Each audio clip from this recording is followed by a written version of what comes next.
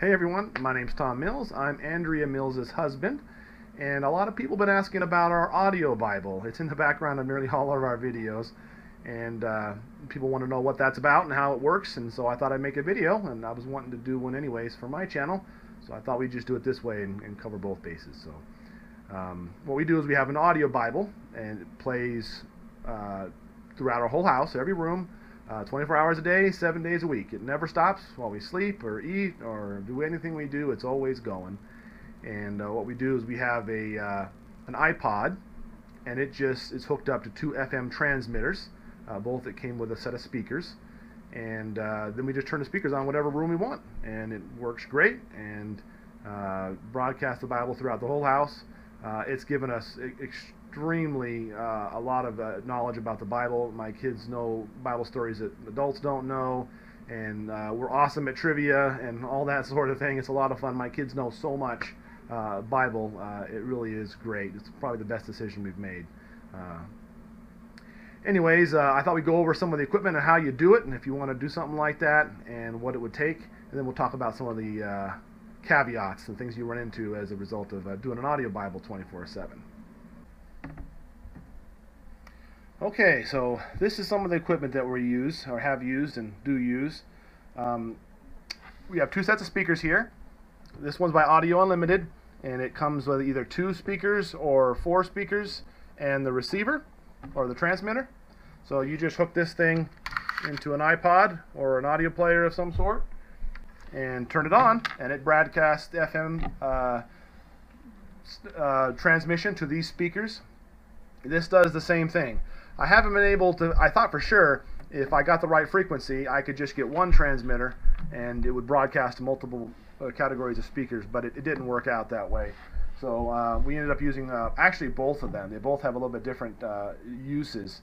This one has a lot better quality, so you just turn it on, turn it up. Succeeded him as king. It's got great bass and it's hardly any static. It works really well. In those days, Hezekiah became ill.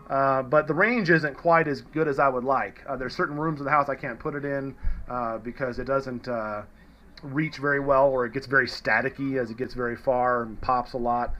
This one here has a lot of range, and it does get staticky as well, but it has a lot better range. It's also an outdoor speaker, so you can carry it around outside or whatever with you, and anywhere you go. But since it's they're both hooked to the same iPod, and Hezekiah wept bitterly. It just works perfectly like that. Sorry if that's too loud, right by the microphone. Go and tell Hezekiah. So yeah, that works great like that. Well, that's all you would need. Just a music player of some sort and a set of one of these speakers. And of course, the more speakers you get, if you buy more of the same brand, you can then put the speakers in different rooms and that sort of a thing. I also have these for the car. I bought this on a cheesy little Chinese knockoff electronics shop online. It's actually a lot of really cool stuff there. But it's actually the music player and the transmitter all put together. It's made for the car. So you just plug this in to the cigarette lighter of the car, and the audio Bible's preloaded on it. It's got 4 gigs of memory, and it just works. You just turn your radio in on the car, and it just plays, and it works great. Since they're so cheap, I usually buy them in bulk and give them to people. Same with these. These are a little bit more expensive, but not by much. They're like $20 for this speaker. This speaker is normally for like an iPod or an iPhone, and you can you use it for amplification. But it has a card slot on it, and if you put the audio Bible or any music on the card, then you just turn it on, and it just plays it.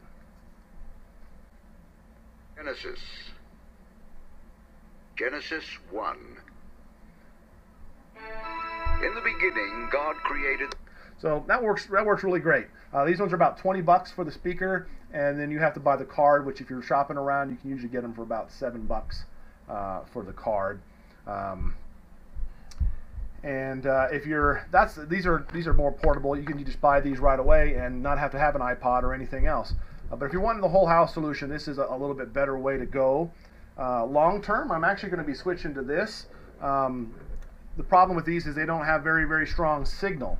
They're about as strong as you can get, The FCC regulates it pretty highly, so this is about as powerful as you can get with FM.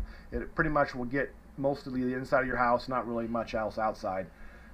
This is a FM transmitter. It comes as a kit from Ramsey Electronics, and they're not legal to buy these, but you can make them. So that's why they have to sell them as a kit. So if you buy the kit and you do all the soldering yourself, you can have one of these, and this can go like to the whole block, which is great. And then you just need a regular radio. So I had bought these. Any FM radio can work at that point. I thought for sure I could get this to work with this speaker by putting the right frequency, but for some reason I can't get that to work either. But I'm a computer repairman, and this little guy building this took everything I had, and I still didn't do very good. I mean, my soldering joints are kind of messy, but if you're wanting an adventure and you're willing to really try at it, the people at Ramsey are really awesome. You can call them, and they'll tell you what you did wrong. They'll ask you, where do you have at this location, and all the locations are numbered on the board, and they'll say, oh, that's not supposed to be there, put that somewhere else, and you got to fix it. Eventually I got it to work, but it was quite a chore, but it's a lot more powerful. At some point we may switch over to that, but that's pretty much all the equipment there. You just turn it on, and you have audio Bible playing wherever you'd like. So that's pretty much the equipment. And then there's the caveats of what actually happens when you have an audio Bible playing all the time. A little bit of info. You can listen to the audio Bible and go through the Bible so much faster than you can reading it. My stepdad reads the Bible every year, reading with a Bible a few chapters a day, I think, and it goes through the whole plan in a year. And by the end of the year, you've read the whole Bible. With this one, you can go through the entire New Testament in 20 hours. So it goes through the Old Testament, takes 2 days, and the New Testament takes just under a day. So in 3 days, the entire Bible plays through, from beginning to finish, not leaving out anything. That equals out to about 110 times a year. So you can imagine how many times this goes through our house. And it's caused our kids to just flourish in what they know about the Scriptures. That they know that the Scriptures embarrasses adults very regularly. They know stories. They'll be talking to someone, like the story in the Bible about that guy, and people are like, what are you talking about? But it's pretty neat. It's an example. The other day we had a tetherball tournament, and we were playing, and somebody kept missing the tetherball, and Thomas, my oldest, he says, Dad, the Bible says you're not supposed to beat as a man beating the air. And I thought that was awesome. I'm sure a lot of people don't know what that's at, but it's a reference to 1 Corinthians 9:26. It's fun that my kids know that. I mean, that's a pretty advanced teaching, and not a lot of people really are familiar with it, or if they are, they wouldn't be able to put it in everyday life. That's the funny thing, too. When you read the Bible or you're memorizing it, you can say, tell me John 3:16, and we can just rattle it right off. But a lot of times you don't actually think about the verses very much that way. You remember them, but you haven't actually applied them. And to actually see, that's where the audio Bible really shines, is that you hear the story more like a movie, and it has a lot more meaning, and you end up applying it to places in your life you might not have normally. Plus, I think there's something to hearing. You know, the verse, faith comes by hearing, and hearing by the Word of God. That's an interesting take on it. And of course, Jesus is talking more about the hearing in your heart. But still, there's a lot more you get when you actually are listening, and rather than sitting down to study. When I was young, I would want to set out to read the whole Bible, and I'd get to Numbers or Deuteronomy, and I'd be bored out of my skull reading about the dimensions of the temple or the genealogies, and I almost didn't get through it. But now it goes through it so much more, and I remember so much. I find myself, I realized out of nowhere, I found myself talking along with it and just reciting it with the Scriptures, just because the tone of voice and the influx of their voice makes me remember it, and I end up realizing I memorized the whole chapter of Hebrews 10. I had the whole chapter memorized, and I never once sat down and said, I'm going to memorize chapter 10 of Hebrews. It's just completely random. I'm not sure why it's stuck in my head, but I know it all now, and it's just really great, and it's amazing how many of those things will stick out to you that you might not have before. One thing is on the audio Bible itself, where you get one. So there's Faith Comes by Hearing as a company that we got our audio Bible from like 15 years ago, and they have a website. It's bible.is, and you can get nearly a bunch of versions. I don't know how many there are, but there's a whole bunch of different audio versions of the Bible you can download for free. I think you have to sign up or for an account or something, and they'll give it to you. But it works really great. A note on the versions: if you have a strong preference to a version of the Bible, you should probably just get that because it's going to be the one that sticks with your family through their whole life. My kids will always know NIV verses now. And when the verse is in a different format, that seems a little foreign or alien to them. And so if you have a certain preference, I tell you to stick with that. If you don't have a preference, I really like the NIV for the storytelling aspect. I think it's easier to read. When I'm studying, I like the NASB, the New American Standard. I think it's much more accurate, but sometimes it's so accurate it doesn't story very well. So take that for what it's worth. But once you start with one, you probably can't go back. Once you got a year or two of Bible in you and you start your brain starting to memorize it, it just confuses everything to go and change it midstream. Some people say you play it all night long. Isn't that weird? Can you hard time sleeping? And it was never a problem for me. For Andrea, it was a problem at first. We just had to turn it down. Oh, it's too loud. Turn it down. And now we don't even hear it. It's like the train. We have people come over here and visit, and we got a train that comes through all the time, and people say, man, doesn't that train get annoying? And I have to think, oh wait, yeah, I guess the train is going by, and you stop hearing it after a while because you get so used to it. And it's the same with the Bible. It's easy to sleep after you become used to the thing. And plus, you have some really fun dreams. I've had some really cool dreams of, with the Bible stories getting intertwined in there, and I'll end up with some neat theological thoughts that I chew on throughout the whole day, strictly by dreaming of them in a weird way. We use a dramatized version. I'd highly recommend the dramatized audio Bible version. They have some non-dramatized. Dramatized just means that it's the same scripture, it's read straight through, but they have different actors. Like one actor that plays Peter, one actor that plays Jesus, one actor that plays John. And they got music and sound effects, and it really is much more like listening to an audiobook than it is, just reading the Bible. It's so much easier to listen to. If your favorite version's not available in dramatized, I'd say that's the one thing. Skip it. Get a dramatized one. Find a new version. I'm pretty sure there's a dramatized one of all the major versions in there. But so that's kind of a good way to go. And the actors make a neat way to listen to it because the actors, you become accustomed to hearing that person's voice. And so I may not know where to find it in the Bible, but I can hear it in my mind and think, oh, that's Paul's voice. And I know to look, in Paul's letters, and helps me find things. I also will tell you there'll be some acting that'll just be straight B acting, some terrible actors in there, but you get used to them. And in a lot of ways, our kids memorize verses that way that they would have never paid attention to. And every time the guy talks about the Magi, says, "Where is the one who's born King of the Jews?" And now it's kind of a joke. Where's the guy who's King of the Jews? Because that's what it sounds like the guy is saying. He's got a really thick accent, and maybe it's authentic. I don't know. But there's some really bad acting in there. I really hate the guards. The guard sounds like a 55-year-old man, and he's got a cool voice. I can see why they cast him, but I mean, it's like some guy they left on the force who's old and washed up. They didn't have the heart to let go, and I mean, he's really the guy who's going to haul in Jesus, and I just thought it was a little silly. But anyways, there's some bad acting.